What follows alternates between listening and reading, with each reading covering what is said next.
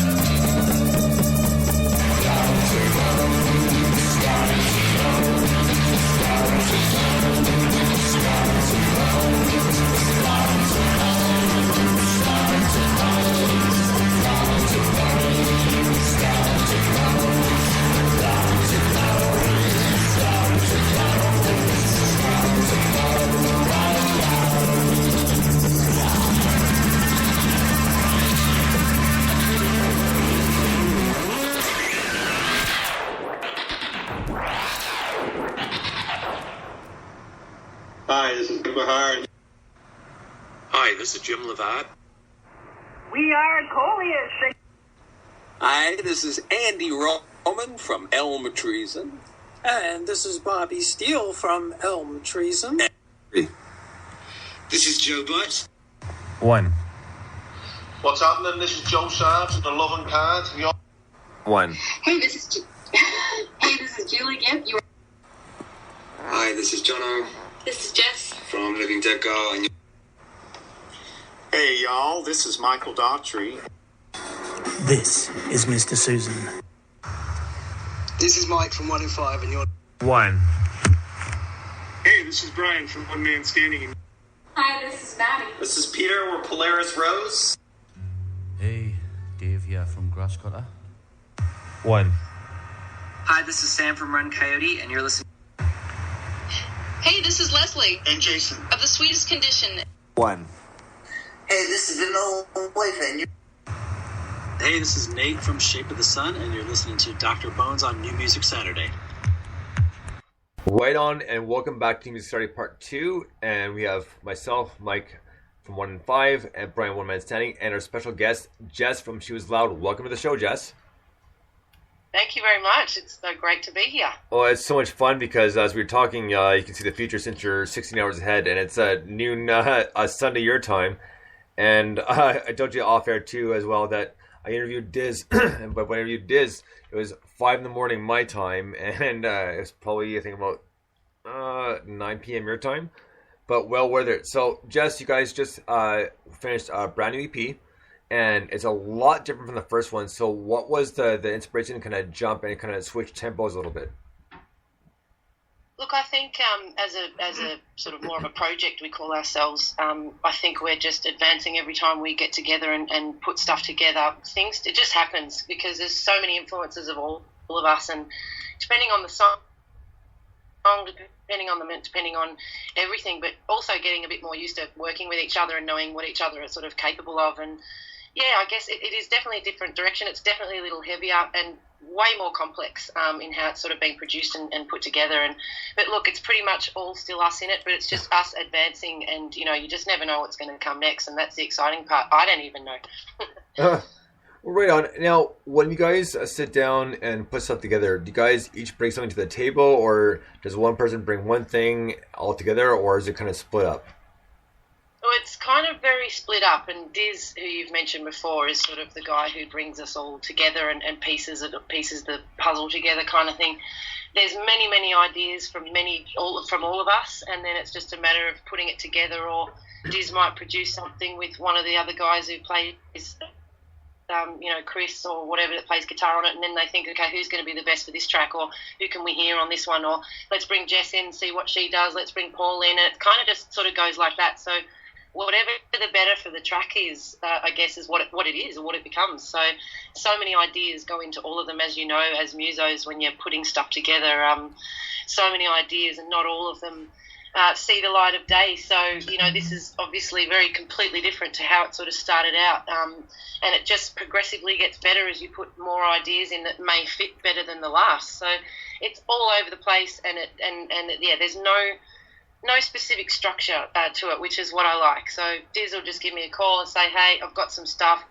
And then I just go in there and just get blown away, as you guys do when you listen to it, and just go, yay, what can I do with this? And it goes from there. Right on. Mike, go ahead, buddy. I would like to say, first of all, that I've really, really enjoyed the tracks from the new EP.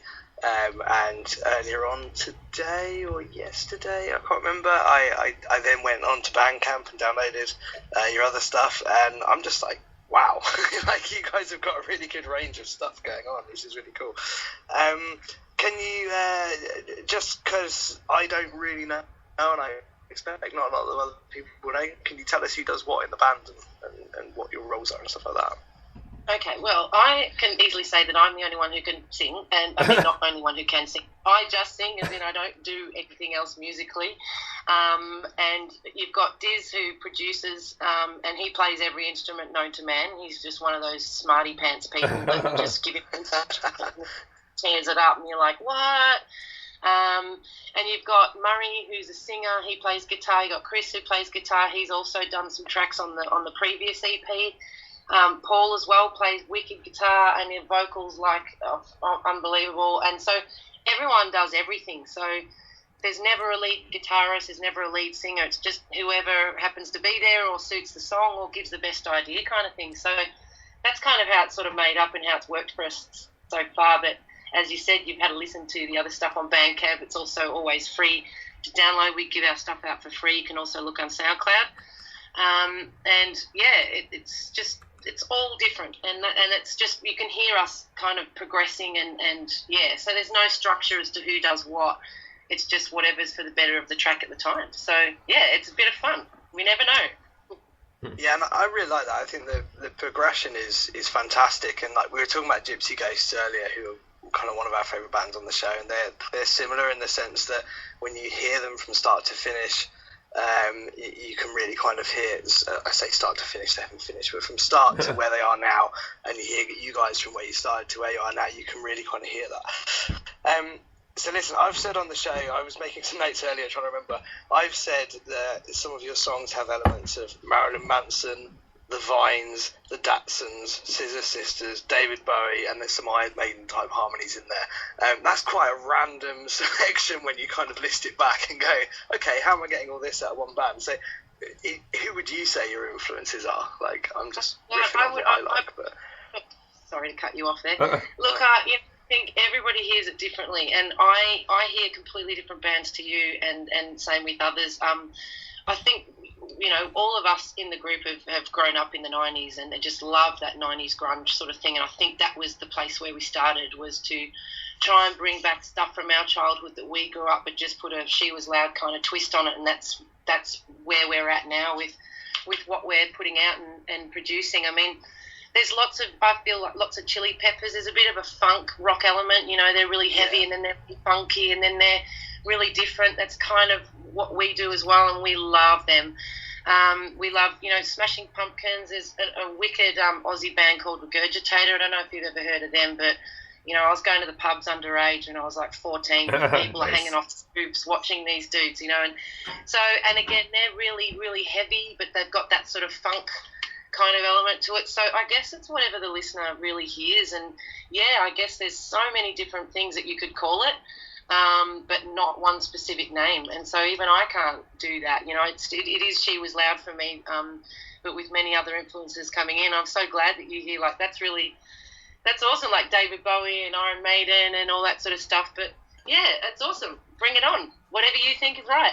Well, that's it. It's a huge mix, and it's kind of amazing, really, to get all that in. And the new album has got, I mean, the kind of fuzzy bass thing and the real kind of industrial stuff is a really good direction to go in as well. So I mean, do you listen to like 9 Inch Nails and stuff like that as well? Is that kind of in there? Or again, is that just I'm hearing that sort of stuff? But is any of it conscious, or is it just we play what makes us feel good? Oh, look, I think, as I said, it really depends on what happens in the studio and what sort of intensity the next person's going to bring to it, or an idea, and then that just becomes that. But look, certainly they start out as hectic as they end, let me tell you. And that's probably my favourite word for this album.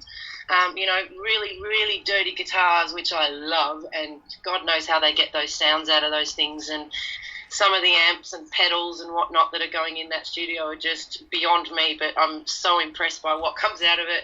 So, yeah, I reckon just really hectic and heavy and complex at the same time. Like, it's not taking over your mind with too much heaviness, but there's definitely that complexity to it that you can rip it apart and call it what it is, you know? Absolutely. Like, mate, I love it. I love it. Go on, one man standing. What do you want to ask? Mostly, what's your production in studio kind of setup kind of like? Like, do you guys seem to use more analog equipment? Do you use a lot of software driven stuff? And what's your recording production like? Are you guys in a dedicated studio? Are you doing it in a home based studio setup? I know the production on it sounds great. I just didn't. I'm more of the. I super geek out on all the behind the scenes stuff. So that's kind of what I always get a kick out of when I hear other people talk about their work and stuff like that. The kind of who does the most with what and stuff like that. So can you tell me a little bit about that stuff?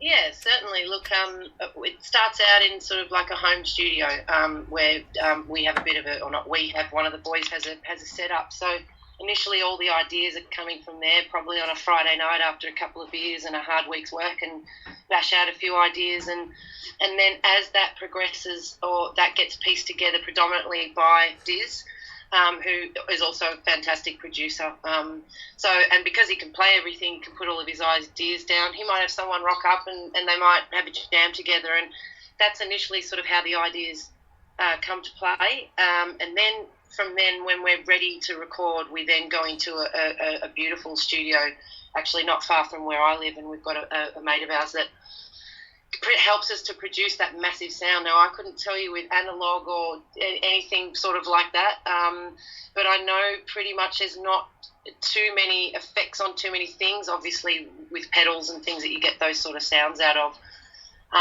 But as far as that, it's pretty much before we get it to that point, it's already like that. And then it's just a matter of adding the layers, if they need to be there or not. So I often find that there's a shitload of guitar tracks, which is awesome. And our producer's looking around going, oh my God, how many tracks can we use? And it's like, yes, we're going to use them all. Bring it on. So I guess that's kind of how it rolls. And then each of us go in and out of the studio at a time. So if I've got like a couple of hours booked to do my bits, and we come and go and we say hi and bye to each other. It's it's really like that.